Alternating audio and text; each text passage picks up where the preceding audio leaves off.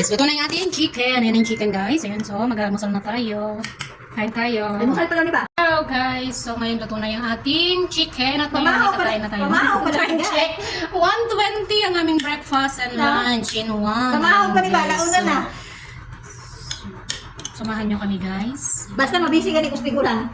Dili, di may makakaon-kaon na yun. Oh, hi! Ano masasabi mo sa luto ko? Ay, masarap ang luto ni Rose. Kaya, ano? Masarap na masarap. Kitang-kita naman sa katawan guys. Kitang-kita naman sa katawan guys. Dagang bayat-bayat pa namin ang Payat-payat na. Ayun, Diyos ko po. Ano ba gawin ko sa Pinas? Magtatayo tayo ng ano? Magtatayo doon siya ng Rose. Pares overload. Okay guys, thanks for watching. See you. Pares overload. So ayan guys, uy, sarap, may Coca-Cola, baka naman. Sarap talaga ang luto ni Rose. Pag uwi daw niya ng Pinas, may Rose. Ano yung pangalan mo? Rose Pares Overload. Rose Pares Overload daw. Yan. Congratulations Kian. Ayan. So mga nag-comment sa mga bago kong post ngayon tungkol kay Kian. Ayan, maraming salamat sa inyong lahat. At nagpapasalamat man ko kay Kian kay kung hindi dahil kay siguro sa effort niya, hindi naman niya siguro makakapit sa stage no. Basta ako, nandito lang ako para sumuporta sa kanya financially. Syempre. Pero malaking salamat sa mga kay Mama Giding, kila Pastor, kila Sister Diwa, kanino pa ba?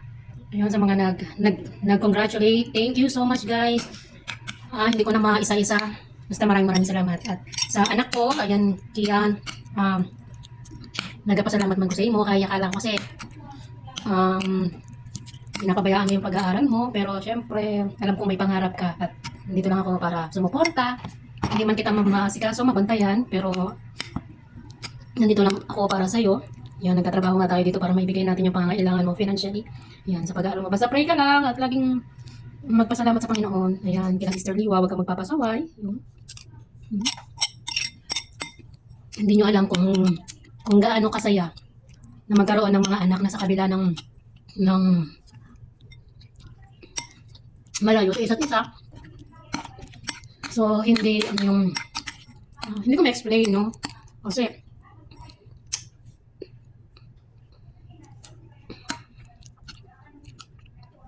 yan. Basta tandaan nyo lang, mahal ko kayo. Di ba? Kaya nga ako nag-abroad para maibigay ko sa inyo yung konting kaginhawaan. So, at least pag kailangan yung bumili, may bibili kayo, may mabili kayo. Hindi kailangan ng hingi pa, di ba?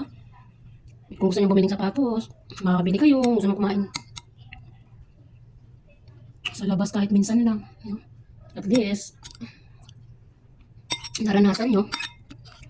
Kaya salamat kasi kung di rin dahil sa inyo, kung di rin kayo nagsumikap sa pag-aaral nyo, di rin naman kayo makaka-receive ng mga ganyang award. Kaya, proud ako sa iyo, Kian, kasi kahit nandiyan yung ML, scatter, so talagang nagsumikap ka. Yan. Salamat kila Sister Liwa, kila Pastor Jan sa patuloy na pagsuporta kay Kian. Kaya huwag kang maging pasaway sa kanila, lagi kang makikinig sa kanila kasi sila na yung parang second family mo.